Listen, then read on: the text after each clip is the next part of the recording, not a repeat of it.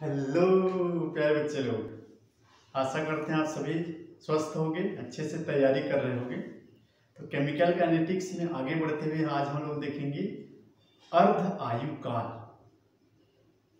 Half life period क्या होता है। तो ये हम सभी प्रकार के जो आर्डर्स होते हैं, जीरो आर्डर्स के लिए, फर्स्ट आर्डर के लिए, सेकेंड आर्डर के लिए और nth आर्डर के लिए अर्ध आयु काल का व्यंजक या सूत्र व्युत्पन्न करना सीखेंगे। इसके बाद एक इंटरेस्टिंग सा फैक्ट बताते जाऊंगा मैं, और लास्ट तक आपको इसको देखेंगे, आपको बहुत ही मज़ेदार लगेगा, बहुत ही अच्छी जानकारी मिलेगी कि किस प्रकार के ऑर्डर के लिए अर्ध आयु काल कैसा होता है। प्रारंभिक सांद्रता डिपेंड करता है, नहीं करता है, प्रारंभिक सांद्रता के बढ़ाने से बढ़ता है, घटता है, आदि आदि। और एकदम लास्ट में मैं सभी में एक रिलेशन बताऊंगा, यह काफ़ी रोचक लगेगा। तो सबसे पहले हम लोग देख लेते हैं कि बोर्ड लेवल पर 12वीं एग्ज़ाम में जब क्वेश्चन आता है तो उसमें बताया जाता है कि भाई अलग अलग ऑर्डर के लिए उसके हाफ लाइफ को डिफाइन करना के लिए कहता है और उसके लिए व्यंजक उत्पन्न करने के लिए कहा जाता है।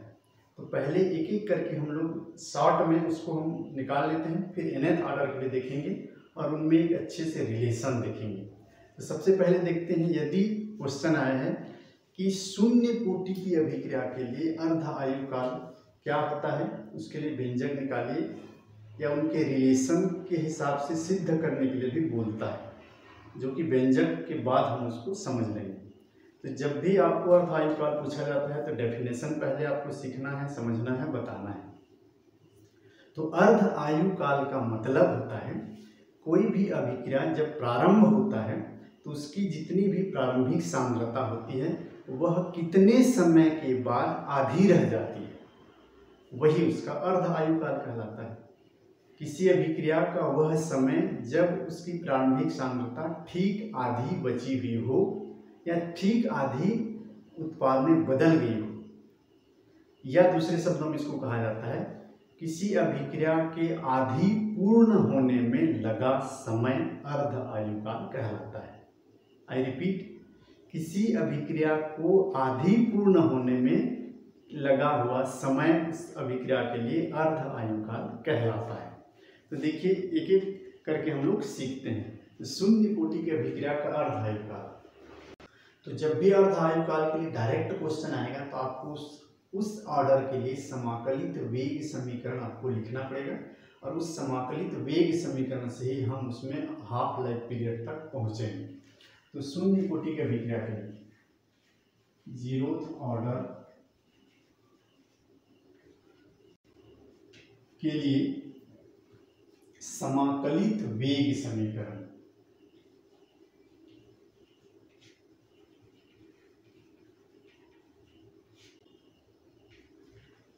ये आपको याद रखना पड़ेगा। अर्ध आयु काल के लिए जब डायरेक्ट क्वेश्चन आएगा तो आपको इसको दिमाग में बैठा कर रखना पड़ेगा। तो हम लोग उसको के की टर्म में ऐसे लिखते हैं, या तो फिर टी इक्वल टू करके लिख सकते हो। शून्य कोटि की अभिक्रिया के लिए समाकलित वेग समीकरण होता है हमारा A nought minus A upon T. तो इसको चूंकि हमको अर्ध आयु काल लिखना है तो इसको हम इधर लिख करके ऐसा लिख देते हैं ताकि थोड़ा व्यवस्थित लगे। अब देखिए, जब भी अर्ध आयु काल की बात होती है तब हम टी की जगह में टी हाफ लिखते हैं, मतलब वह समय जब प्रारंभिक सांद्रता आधी हो गई है। तो यहाँ पर हम लिख देते हैं टी की जगह में लिख देंगे T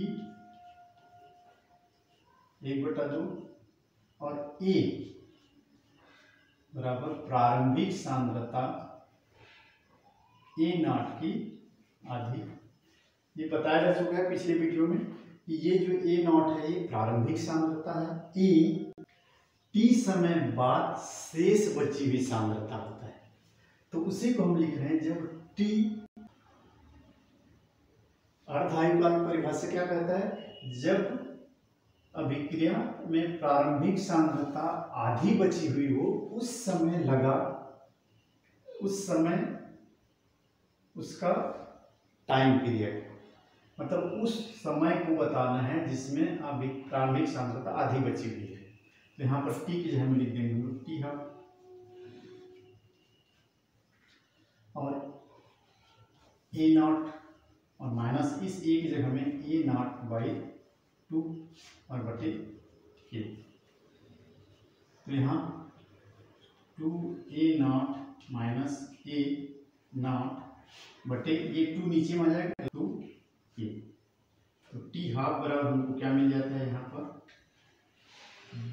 2a not minus 1a not, तो 1a नॉट बचा, तो a नॉट बटे 2a। ये हमारे इसको हम इस तरह से लिख सकते हैं।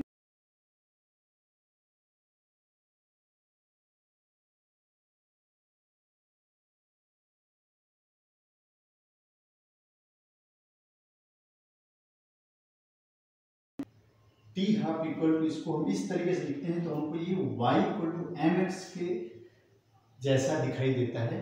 ये हो जाता है उसका m ढाल और ये हो जाता है x, अर्थात जब भी हम ग्राफ खींचेंगे y एक्सिस पर हम टी हाफ लेंगे, x एक्सिस पर a नॉट लेंगे प्रारंभिक सांद्रता, तो मूल बिंदु से होकर के जाने वाला सरल रेखा मिलेगा जिसका स्लोप 1/2k होगा।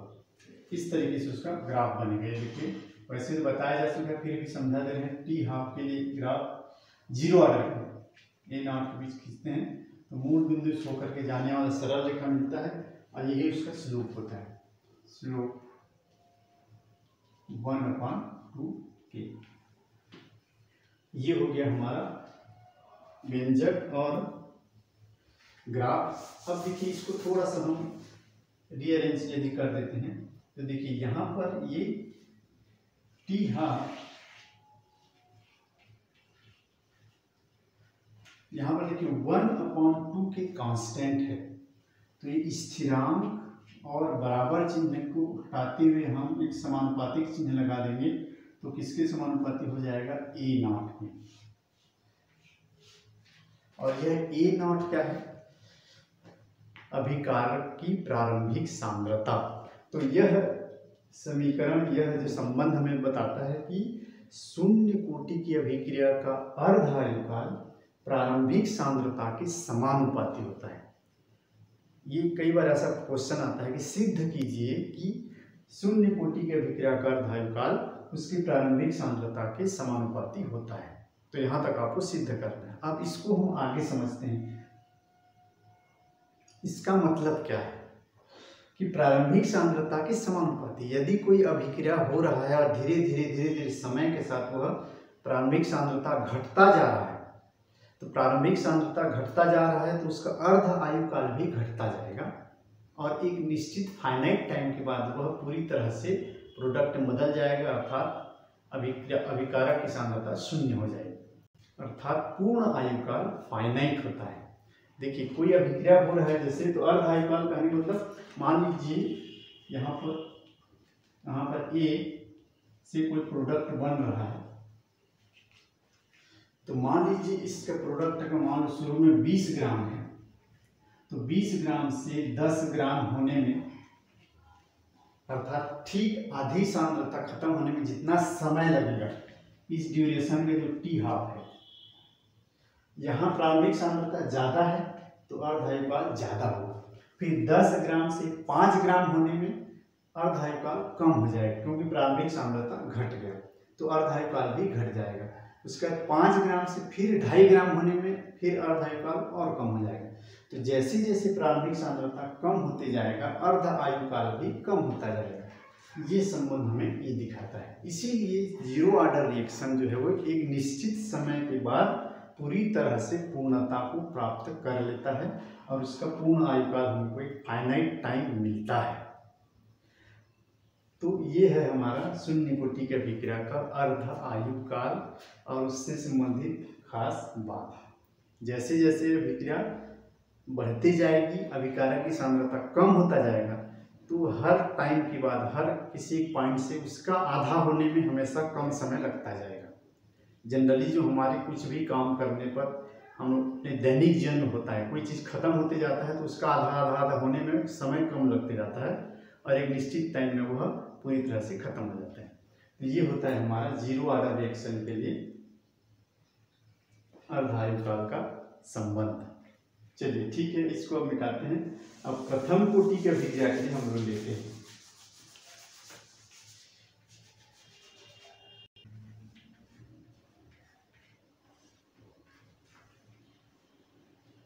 अब देखिए, प्रथम कोटि की अभिक्रिया के लिए समाकलित वेग समीकरण आपको याद रखना है।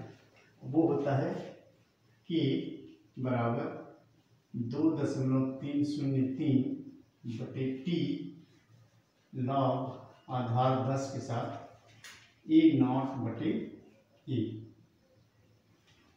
ठीक,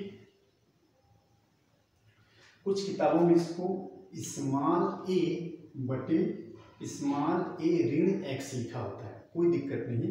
जैसा दिया प्रारंभिक सांद्रता उसमें स्मॉल a माना रहता है और t समय बाद x मात्रा प्रोडक्ट में बदल गया तो शेष बची हुई सांद्रता a माइनस एक्स हुआ, तो इस a की जगह में a माइनस a लिखा हुआ है, कोई दिक्कत नहीं।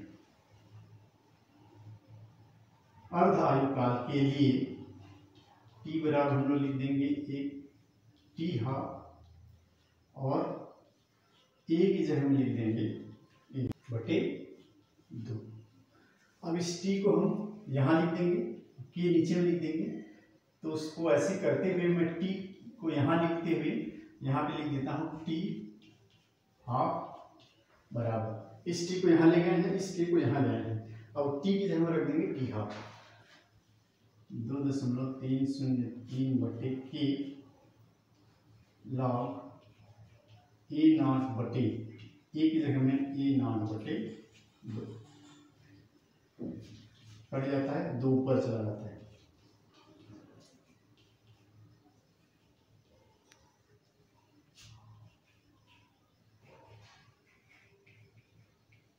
ये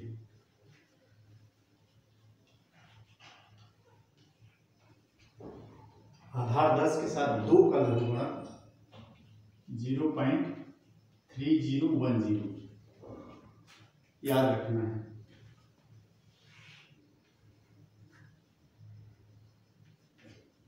इसको सॉल्व किया जाता है तो 0.693 आता है। ये है हमारा फर्स्ट ऑर्डर रिएक्शन के लिए हाफ लाइफ का व्यंजक। देखिए यहाँ पर यदि आप ऐसा लिखे हो तो कैसे करेंगे, मान लीजिए यहाँ पर आप लिखेंगे लॉग a बटे a माइनस एक्स, मान लो आप लिखे होंगे, तो आपको क्या करना है, t की जगह में t हाफ लिखेंगे और a माइनस एक्स की जगह में a बटा 2 लिखेंगे। ये शेष सांद्रता है, तो शेष सांद्रता क्या होनी चाहिए, प्रारंभिक सांद्रता की आधी। तो यहाँ a माइनस एक्स की जगह में a बटा 2 लिखेंगे तो वही चीज आ जाएगी, स्मॉल a बटे स्मॉल a बटा 2, सेम टू सेम, इसके बाद सेम आ जाएगा। तो इस तरह से इसको आप लोग एडजस्ट कर सकते हैं। अब देखिए खास बात यहाँ पर समझिए, प्रथम कोटि की अभिक्रिया के अर्धायु काल में इस रिलेशन में, इस समीकरण में कहीं पर भी प्रारंभिक सांद्रता या शेष बची हुई सांद्रता दिखाई नहीं दे रहा है, A या A0 नहीं दिख रहा है। तो इसलिए कहा जाता है प्रथम कोटि की अभिक्रिया का अर्धायु काल प्रारंभिक सांद्रता से मुक्त होता है, प्रारंभिक सांद्रता पर निर्भर नहीं करता है। प्रारंभिक सांद्रता पर निर्भर नहीं करने का मतलब क्या है, किसी अभिक्रिया में अभिक्रिया शुरू होने पर जितनी भी सांद्रता ली गई हो उससे आधी खत्म होने में हमेशा एक निश्चित फिक्स समय लगेगा, उससे फिर आधी बचने में उतना ही फिक्स समय लगेगा, उससे फिर आधी पूर्ण होने में फिर उतना ही फिक्स समय लगेगा। ये जो अर्धायु काल है ये एक फिक्स वैल्यू है। देखिए इस कांस्टेंट का भी कुछ फिक्स मान है, तो इन दोनों को सॉल्व करेंगे तो हमको एक फाइनाइट टाइम मिलेगा। मतलब प्रथम कोटि की अभिक्रिया में हमेशा किसी भी पॉइंट से, किसी भी समय से उसकी अर्धायु काल निकालेंगे तो हमेशा उतना ही टाइम आएगा। जैसे कोई 20 ग्राम पदार्थ का 10 ग्राम होने में मान लीजिए कि 15 मिनट लगता है, तो 20 ग्राम से 10 ग्राम आने में 15 मिनट लगा, तो 10 ग्राम से 5 ग्राम आने में भी 15 मिनट लगेंगे, फिर 5 ग्राम से 2.5 ग्राम खत्म होने में फिर 15 मिनट लगेगा। हर पॉइंट से उससे ठीक आधी खत्म होने में या आधी अभिक्रिया पूर्ण होने में हमेशा एक निश्चित फाइनाइट टाइम ही लगेगा, जो कि जीरो ऑर्डर रिएक्शन से बिल्कुल भिन्न है। तो इसको हम एक मैथमेटिकली रिलेशन देख सकते हैं, जैसे कि माना ए से कोई प्रोडक्ट बन रहा है और शुरू में जब T 0 था तो मान लीजिए इसकी प्रारंभिक सांद्रता A0 है। तो पहले हाफ टाइम में मान लीजिए यहाँ से इसका पहले हाफ टाइम में इसका A0/2 हुआ, इसका पहला अर्ध आयुकाल A0/2 होगा और उसके बाद फिर दूसरा अर्ध आयुकाल इससे आधा खत्म हुआ, फिर आधा खत्म होने मतलब दूसरा हाफ टाइम इसके हाफ इसका फिर हाफ हो जाएगा, अर्थात A0/4, फिर इससे और आधी होगी मतलब तीसरी हाफ टाइम पर ही हो जाएगा A0/4 का आधा,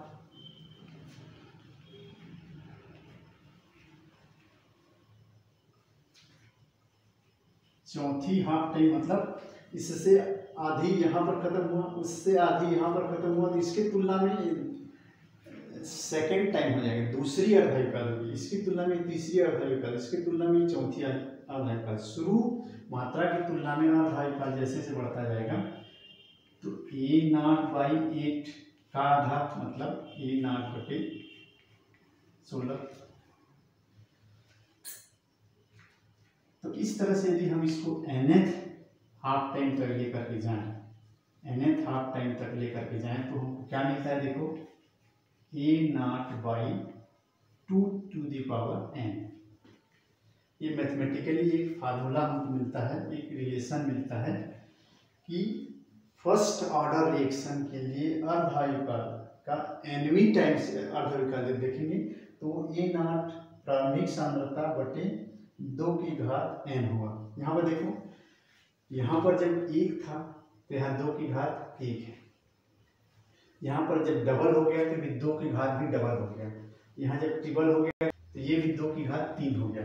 इसकी ये चौथी अर्धायुकाल देखेंगे तो ये 2 हो गया, पांचवा देखोगे तो 2 आते जाएगा, तो इसलिए हम कहते हैं n है तो 2n। यहाँ एक इम्पॉर्टेंट एक बहुत ही रोचक रिलेशन निकल के आता है, किसके लिए, सिर्फ प्रथम कोटि की अभिक्रिया के लिए। अब देखिए मैं आपको जो बताना चाह रहा था, यहाँ से यहाँ ठीक आधी होने में मान लीजिए 10 मिनट का समय लगा है, तो यहाँ से यहाँ फिर आधी होने में फिर 10 मिनट का समय लगेगा, ये 10 मिनट का समय लगा, ठीक है। तो उसके बाद यहाँ से यहाँ आने में फिर 10 मिनट का समय लगेगा, यहाँ से यहाँ फिर आधी होने में फिर 10 मिनट का समय, यहाँ से यहाँ फिर आधी होने में 10 मिनट का समय। तो हर पॉइंट से हर बार उससे ठीक आधी होने में लगा समय फिक्स रहेगा, क्योंकि यहाँ पर प्रारंभिक सांद्रता कम हो या ज़्यादा हो इससे कोई लेना देना नहीं है। प्रथम कोटि की अभिक्रिया का अर्धायुकाल प्रारंभिक सांद्रता से बिल्कुल मुक्त होता है। तो यहाँ से इसकी प्रारंभिक सांद्रता ये कहलाएगी, यहाँ से यहाँ घट गया तो प्रारंभिक सांद्रता ये कहलाएगी, इससे यहाँ आने में उतना ही टाइम, हर बार एक फिक्स कांस्टेंट टाइम लगता है, और इस तरह से हमको एक रिलेशन मिलता है फर्स्ट ऑर्डर रिएक्शन के लिए। तो प्रथम कोटि की अभिक्रिया का अर्धायुकाल प्रारंभिक सांद्रता पर निर्भर नहीं करता है, चाहे कितनी भी सांद्रता हो, ज़्यादा हो कम हो, उसको ठीक आधी खत्म होने में हमेशा एक फाइनाइट टाइम लगेगा, और वह हर आधी होते जाने पे उतना ही टाइम लगता जाता है, उतना ही टाइम लगता जा रहा है, मात्रा घटते जा रहा है लेकिन समय उतना ही लग रहा है, इसीलिए यह पूर्ण होने में अनंत काल का समय लेता है।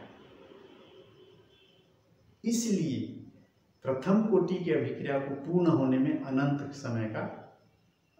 काल का समय लगता है। और इसका एक बेहतरीन और बहुत ही सुंदर उदाहरण है जितने भी रेडियो एक्टिव पदार्थ होते हैं, जितने भी रेडियो एक्टिव तत्व हैं, वो हमेशा विघटित हो रहे हैं। स्थायी नाभिक में बदलने के लिए उनका विघटन होते रहता है, उनका क्षय होते रहता है। तो रेडियो एक्टिव तत्वों का जो क्षय होना है, जो विघटन होता है, वो अनंत काल तक चलते रहता है और वो फर्स्ट ऑर्डर रिएक्शन शो करते हैं। फर्स्ट ऑर्डर रिएक्शन से वो विघटित होते हैं। तो ये है प्रथम कोटि की अभिक्रिया का अर्धायुकाल। क्या खास देखने को मिला कि हर बार आधी खत्म होने में हमेशा फिक्स टाइम लेता है, उतना ही टाइम लेता है। हम इसको मान लिए हैं 10 मिनट का, हमको बिना एक्सपेरिमेंट के पता नहीं चलेगा।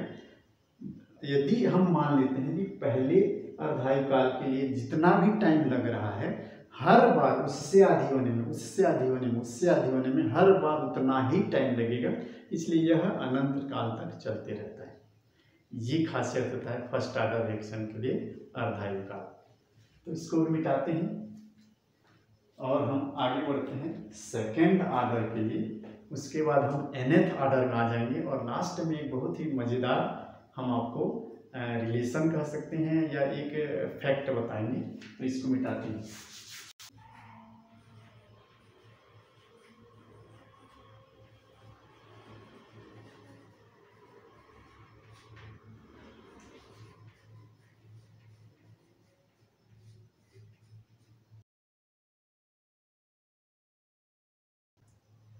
Okay, let's see for second order reaction. तो समाकलित वेग समीकरण होता है इसका 1/T 1/A माइनस 1/A0।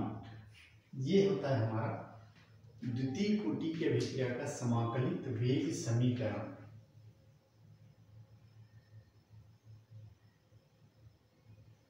इसको हम T के फॉर्म में लिख देंगे तो 1/K हो जाएगा, 1/A माइनस 1/A0। अब हम T की जगह में रखेंगे T हाफ, A की जगह में रखेंगे A0/2। तो T हाफ बराबर 1/A की जगह में A0/2 करंट। तो ये बटा का बटा ऊपर चला जाएगा,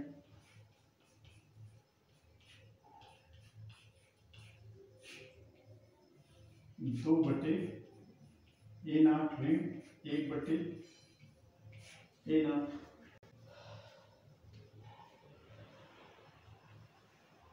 दोनों हर में से A0 हम बाहर ले लेते हैं, A0।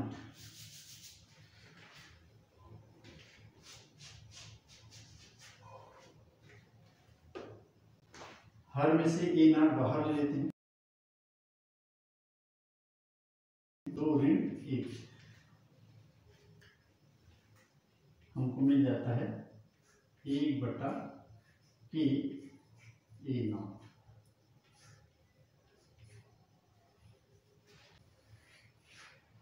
ये हो जाता है हमारा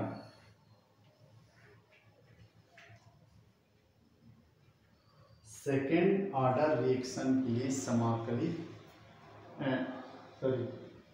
सेकेंड ऑर्डर रिएक्शन के अर्धायुकाल का समीकरण या सूत्र या संबंध है। देखिए यहाँ पर क्या खास बात देखने को मिल रहा है, y = mx यहाँ भी हमको देखने को मिलेगा। इसको हम लिख सकते हैं T हाफ बराबर 1/K गुणित 1/A0। तो y एक्सिस पर T हाफ लेंगे और x एक्सिस पर हमको 1/A0 लेना है। तो हमको मूल बिंदु से होते हुए सरल रेखा मिलेगी जिसका स्लोप होगा 1/K।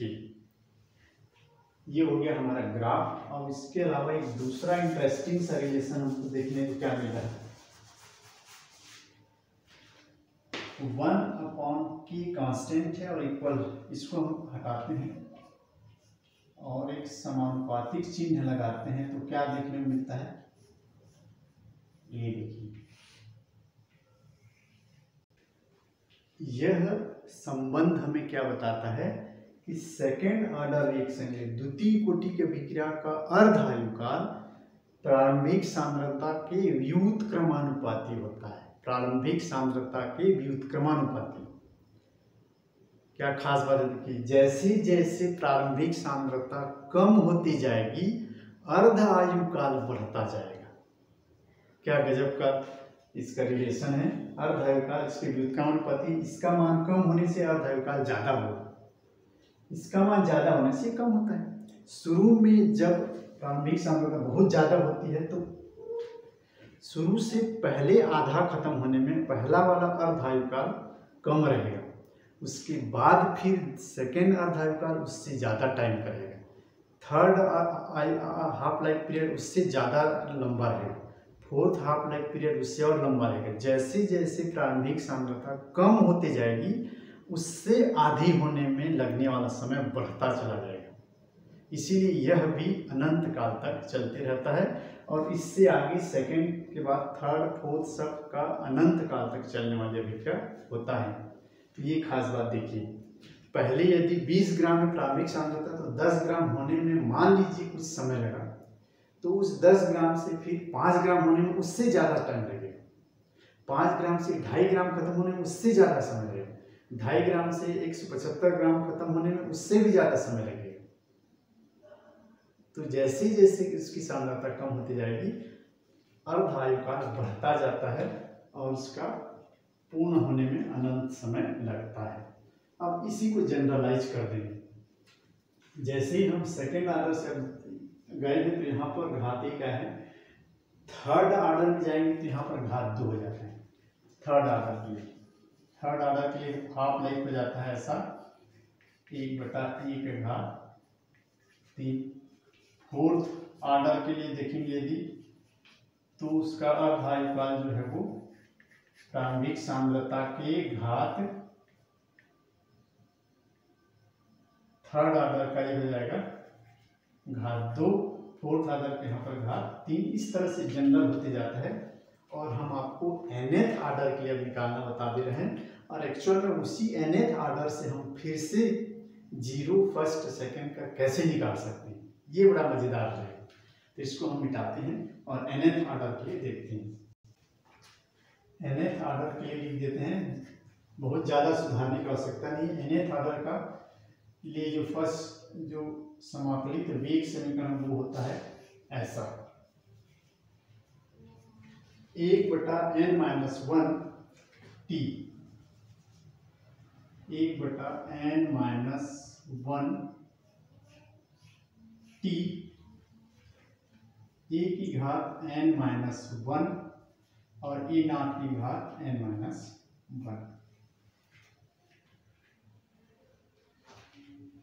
ये है हमारा nth कोटि के विक्रिया का समाकलित वेग समीकरण। तो यहाँ पर हो जाएगा हमारा n-1 का गुणा, यहाँ पर हो जाएगा n-1 का घात, यहाँ पर हो जाएगा n-1। अब यहाँ पर रखेंगे ऐसा वैल्यू, तो यहाँ पर भी इसको वैल्यू पुटअप किया जाएगा। तो हमारा यहाँ लिख देंगे 1/n-1 कि यहाँ पर a की जगह में रखा जाएगा a0/2 का घात n-1। ए की जगह में a0/2 और घात के साथ में इस तरह से रखेंगे माइनस ये जैसा कैसा a0 की घात n-1।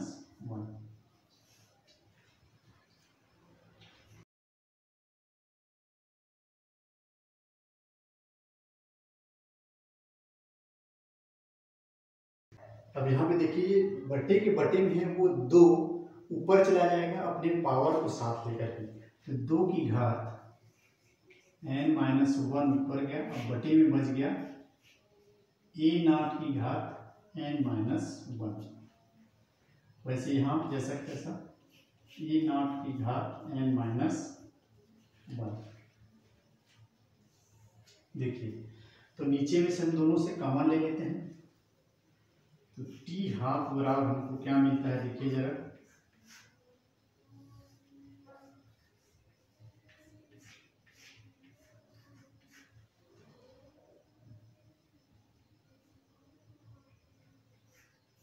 ए नॉट की घात n माइनस 1 कॉमन ले लिए, तो ऊपर में क्या बच गया, 2 की घात n ऋण 1 ऋण 1, ये हमारा मिल जाता है nth कोटि के लिए अर्धायुकाल का व्यंजक।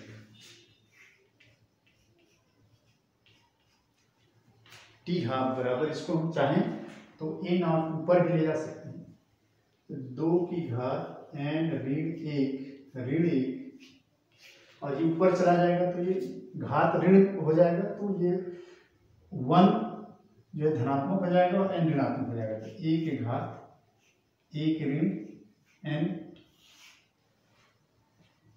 ए नॉट की घात और नीचे में रह जाएगा n माइनस 1 a। ये है हमारा nth ऑर्डर के लिए हाफ लाइफ टाइम का व्यंजक।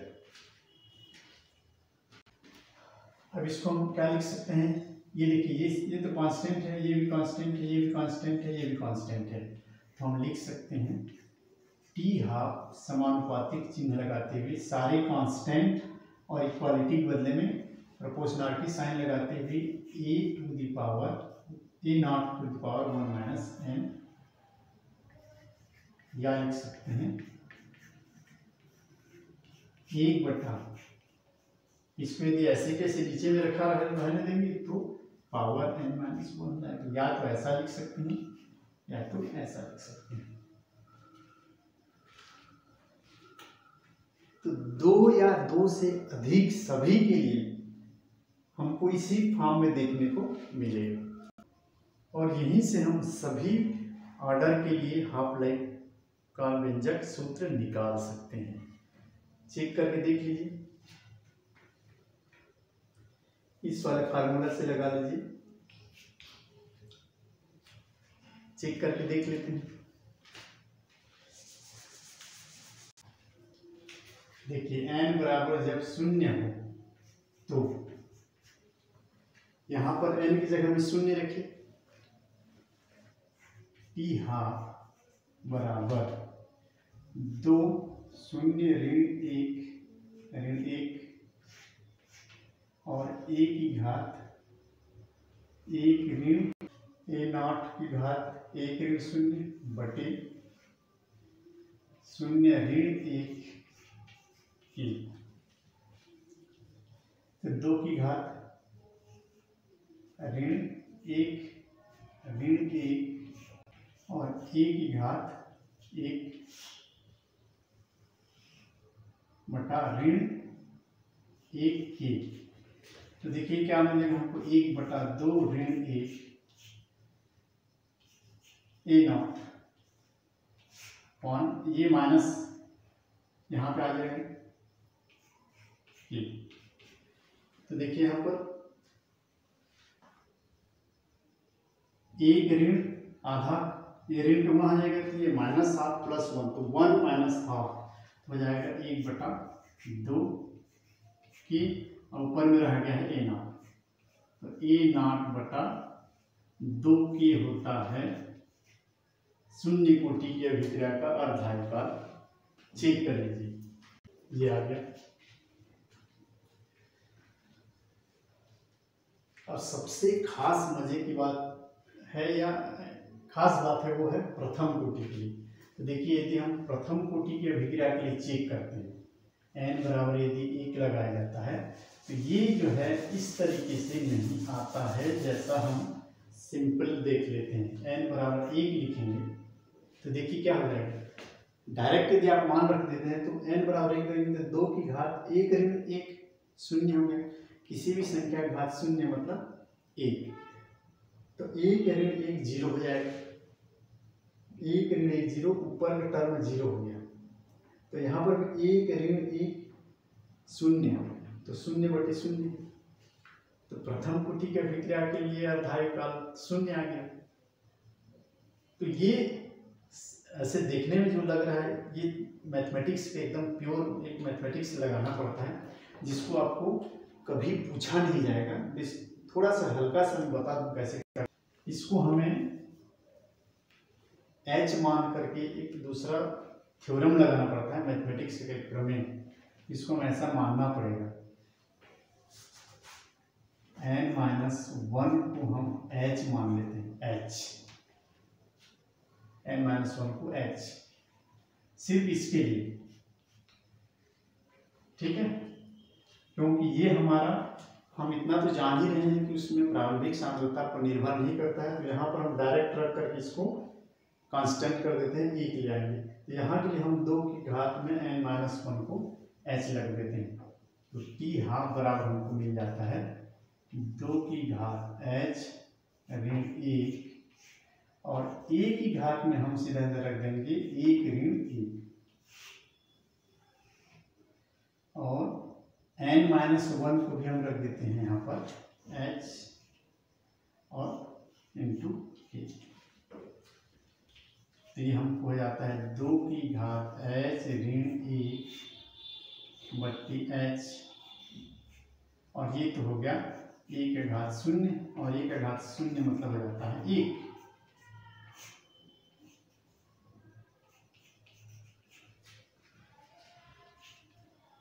और मैथमेटिक्स का एक प्रमेय कहता है कि ये इसका जो मान होता है ये ln 2 होता है, नेचुरल लॉग 2।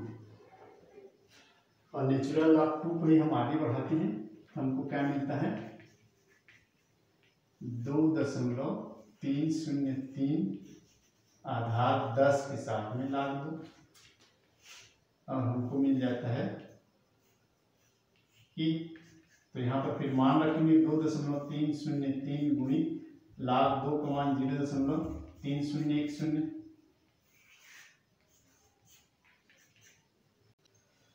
इसका मान आता है 0.693/e। तो ये डिफरेंट तरीके से आता है, मैथमेटिक्स का एक विशेष नियम से आता है, लेकिन आता है। ये हो गया प्रथम कोटि की अभिक्रिया के लिए अर्धायुकाल, जो nth ऑर्डर से हम निकालें। ऐसे ही nवीं कोटि की अभिक्रिया के लिए समाकलित वेग समीकरण में भी प्रथम कोटि के लिए निकालने के लिए मैथमेटिक्स के थ्योरम यूज करना पड़ता है, तब आता है। बाकी सब सीधा सीधा जाते हैं। अब हम देख लेते हैं, इसमें सेकेंड ऑर्डर के लिए रख दूंगी तो फटाफट आ जाएगा। चलिए इसको हम मिटाते हैं। सेकेंड ऑर्डर, थर्ड ऑर्डर, अब किसी के लिए आप यहाँ लिखना चाहो तो आप इसमें निकाल सकते हैं।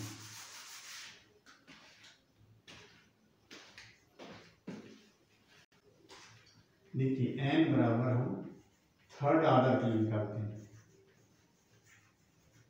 तो यहाँ पर 3 रख दो। तृतीय कोटि की अभिक्रिया का अर्धायुकाल 2 की घात 3 ऋण 1 मतलब 2 ऋण 1 a0 की घात 1 ऋण 3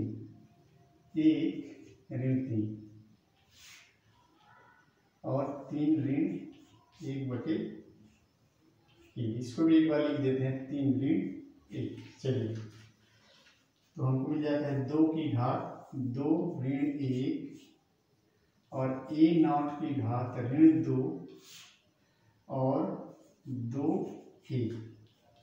तो देखिए यहाँ क्या मिलेगा, 2 की घात 2 तो 2 दूनी 4 ऋण 1 3, और ये ऋण 2 है घात तो नीचे में लिख देंगे, तो 3/2 के, और यह आ जाएगा a0 की घात 2। और यही आया भी था। इसी तरह से आप इसमें किसी का भी निकाल लो, 5वीं कोटि के लिए निकाल लो, 10वीं कोटि के निकाल लो, किसी का भी आप निकाल लो। अब यहाँ पे एक कॉमन फैक्टर आपको देखने को मिलेगा। ठीक है, यहाँ पर कुछ न कुछ कांस्टेंट वैल्यू आएगा। यदि हम n बराबर 5 रखते हैं, देखिए तो 2 की घात 5 ऋण 1 मतलब 4, 2 की घात 4, तो 2 दूनी 4 दूनी 8 दूनी 16, 16 ऋण 1, और 1 की घात यहाँ पर हो जाएगा 1 ऋण 5 मतलब ऋण 4, वो नीचे आ जाएगा, तो यहाँ पर हो जाएगा 5 ऋण 1 4 के, और ये नॉट की घात में हो जाएगा 1 ऋण 5 था 4, ये हो जाएगा, हमको मिल जाता है 15/4 के, और ए नॉट की घात 4। तो यहाँ पर देखिए ये फिर कांस्टेंट मिला, इस तरह से हमको कांस्टेंट मिलेगा ही। तो हम एनवी के लिए अर्धायुकाल यदि हम निकाल लेते हैं एक शॉर्टकट में, तो आपको क्या देखने को मिलेगा, जिसके लिए आप निकालोगे उससे ठीक 1 कम हो जाएगा। यहाँ पर कांस्टेंट पे यदि हम हटा देते हैं तो 1 बटा, ये कांस्टेंट है, 1 बटा ए की घात n-1 हमको मिलता है nth के लिए यदि हम निकालते हैं। तो ये देखिए यहाँ तृतीय कोटि का था तो यहाँ 2 और यहाँ 2 आया, यहाँ 5वीं कोटि का तो यहाँ 4 का गुणा हुआ था और इसके घात में 4 आया था। तो ये कांस्टेंट को हटा के दें तो 5वीं कोटि के लिए इसका घात 4, तो nवीं कोटि के लिए उससे कम n-1। तो ये एक रिलेशन निकल के आता है, जिसको आपको अच्छा से याद कर लेना है कि अर्धायुकाल जो है उसकी प्रारंभिक सॉल्यूशन ये है प्रारंभिक सांद्रता, प्रारंभिक सांद्रता की घात n-1 के व्युत्क्रमानुपाती होता है। 2 या 2 से अधिक जैसे जैसे आएंगे तो यही रिलेशन मिलता है, और ये क्या बताता है कि जैसे जैसे उसकी सांद्रता कम होती जा रही है उसकी अर्धायुकाल बढ़ता जा रहा है, और इधर सभी का पूर्ण आयुकाल 2 और 2 से अधिक के सभी के लिए पूर्ण आयुकाल जो है अनंत की ओर होता है।